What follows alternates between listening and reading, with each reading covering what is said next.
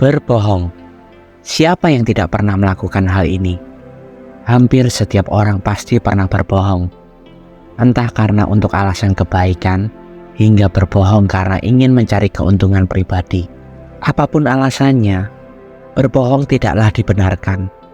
Jika hal ini berulang kali kita lakukan, lama-kelamaan berbohong bisa menjadi kebiasaan kita. Ketidakjujuran ini akan membuat kita dijauhi oleh orang lain.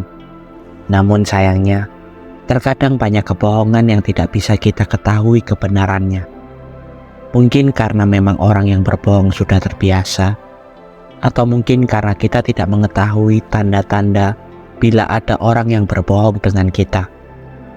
Pada video kali ini, saya akan membagikan beberapa tanda orang yang sedang berbohong, sehingga kita bisa mewaspadai hal itu. Selamat datang di Psikopedia, di mana kita bisa saling berbagi pengalaman hidup agar hidup kita bisa lebih bahagia dari hari ini. Sebelum kita lanjut ke dalam materinya, mari kita seruput kopi terlebih dahulu. Oke, let's go.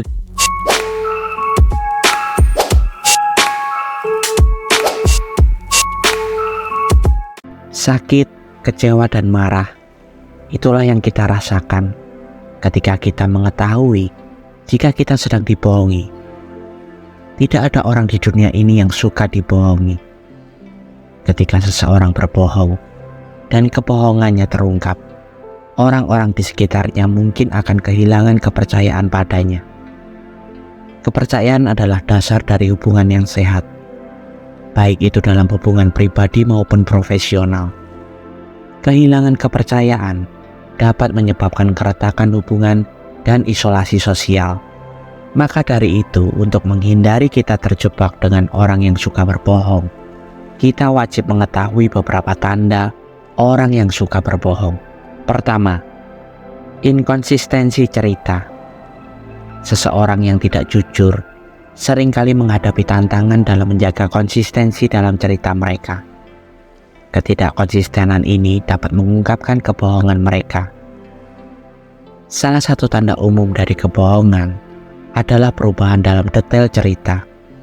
Orang yang tidak jujur mungkin akan mengubah aspek-aspek cerita mereka setiap kali mereka menceritakannya. Misalnya, mereka mungkin mengubah waktu, tempat, atau urutan kejadian untuk menyesuaikan dengan situasi atau untuk menutupi kebohongan sebelumnya. Seseorang yang berbohong mungkin membuat pernyataan yang bertentangan satu sama lain. Hal ini bisa terjadi ketika mereka lupa apa yang mereka katakan sebelumnya, atau ketika mereka mencoba untuk menutupi kebohongan dengan kebohongan lain, yang akhirnya menciptakan perbedaan cerita dari sebelumnya. Cerita yang tidak konsisten seringkali menjadi tidak masuk akal atau tidak logis. Ketidaksesuaian ini bisa membuat orang lain merasa curiga dan meragukan kebenaran cerita tersebut. Seseorang yang tidak jujur mungkin menunjukkan perubahan emosi yang tidak wajar ketika menceritakan kembali cerita mereka. Misalnya, mereka mungkin terlihat terlalu tenang atau terlalu emosional dibandingkan dengan cerita aslinya. Perubahan emosi ini bisa menjadi petunjuk bahwa mereka tidak jujur. Secara keseluruhan, ketidakkonsistenan dalam cerita adalah salah satu tanda utama bahwa seseorang mungkin tidak jujur. Memperhatikan perubahan detail, pernyataan yang bertentangan, dan perubahan emosi dapat membantu mengidentifikasi ketidakjujuran tersebut. Kedua, menghindari kontak mata. Menghindari kontak mata adalah salah satu indikator umum dari ketidakjujuran. Ketika seseorang berbohong, mereka seringkali menunjukkan perilaku tertentu yang mencerminkan rasa bersalah atau ketakutan akan terungkap. Orang yang berbohong seringkali menghindari tatapan nafsu karena mereka merasa tidak nyaman atau bersalah. Menghindari kontak mata bisa menjadi cara untuk menghindari konfrontasi dan untuk menjaga jarak emosional dari orang yang dia bohongi.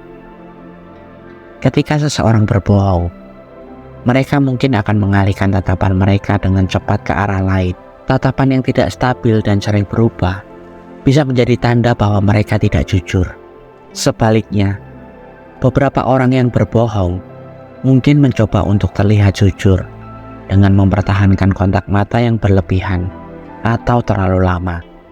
Ini bisa menjadi upaya sadar untuk menutupi kebohongan mereka. Tetapi seringkali justru terlihat tidak alami dan mencurigakan. Selain menghindari kontak mata, orang yang berbohong mungkin menunjukkan gestur tubuh lainnya yang mencerminkan ketidaknyamanan, seperti menyentuh wajah, menggaruk kepala, atau meremas tangan. Menghindari kontak mata bukan satu-satunya tanda ketidakjujuran, tetapi jika dikombinasikan dengan tanda-tanda lain, seperti perubahan dalam cerita, perilaku fisik yang tidak biasa, dan perubahan dalam nada suara, ini bisa menjadi indikator kuat bahwa seseorang mungkin tidak jujur. Ketiga, menjelaskan sesuatu secara berlebihan. Penjelasan yang berlebihan adalah salah satu tanda yang sering muncul ketika seseorang berbohong. Orang yang berbohong mungkin merasa perlu memberikan terlalu banyak informasi untuk membuat cerita mereka terlihat lebih meyakinkan dan menutupi kebohongan mereka. Orang yang berbohong mungkin merasa perlu memberikan terlalu banyak informasi untuk membuat cerita mereka terlihat lebih meyakinkan dan menutupi kebohongan mereka. Orang yang berbohong seringkali menambahkan detail yang tidak penting atau tidak relevan dalam upaya untuk membuat cerita mereka lebih kredibel. Misalnya, mereka mungkin memberikan informasi tambahan tentang lingkungan, orang lain, atau kejadian yang tidak berkaitan langsung dengan inti cerita. Penjelasan yang berlebihan seringkali membuat cerita menjadi terlalu rumit dan berbelit-belit. Orang yang berbohong mungkin menciptakan alur cerita yang rumit untuk menutupi kebohongan mereka. Tetapi ini justru bisa membuat cerita mereka sulit diikuti dan kurang masuk akal. Mereka mungkin memberikan penjelasan tambahan atau menjawab pertanyaan yang tidak ditanyakan. Ini bisa menjadi upaya untuk menutupi rasa bersalah atau ketidaknyamanan dengan memberikan lebih banyak informasi daripada yang diperlukan. Dalam upaya untuk meyakinkan orang lain, orang yang berbohong mungkin berusaha mengalihkan perhatian dari inti masalah dengan memberikan penjelasan panjang lebar tentang hal-hal yang kurang penting. Penjelasan yang berlebihan, terutama ketika diisi dengan detail yang tidak relevan, bisa menjadi tanda bahwa seseorang berusaha menutupi kebenaran. Meskipun tidak selalu berarti seseorang berbohong, perilaku ini patut dicurigai, terutama jika disertai dengan tanda-tanda ketidakjujuran lainnya, seperti menghindari kontak mata atau perubahan dalam cerita mereka. Keempat, perubahan bahasa tubuh. Orang yang tidak jujur seringkali menunjukkan perubahan dalam bahasa tubuh mereka yang bisa menjadi indikasi ketidakjujuran. Salah satu tanda klasik dari ketidaknyamanan atau kebohongan adalah sering menyentuh wajah, mulut, dan leher. Menyentuh bagian-bagian wajah seperti hidung, pipi, dan dahi seringkali dikaitkan dengan perasaan cemas atau tidak nyaman. Ini bisa menjadi cara bawah sadar untuk menenangkan diri. Dan dengan menyentuh atau menutup mulut saat berbicara, bisa menjadi tanda bahwa seseorang secara tidak sadar mencoba menahan kata-kata yang sebenarnya atau merasa bersalah karena berbohong. Selain itu, menyentuh leher, terutama bagian tenggorokan atau belakang leher, bisa menunjukkan ketidaknyamanan dan kecemasan. Ini adalah area yang sensitif dan sering disentuh saat seseorang merasa terancam atau cemas. Orang yang suka berbohong biasanya juga sering menahan gerakan tangannya. Hal ini mereka lakukan untuk menghindari menunjukkan kecemasan atau untuk menjaga kontrol. Dalam percakapan normal, orang biasanya menggunakan gestur tangan yang alami untuk mengekspresikan diri. Orang yang berbohong mungkin mengurangi atau menghindari gestur ini untuk menjaga kontrol dan menghindari terlihat gugup.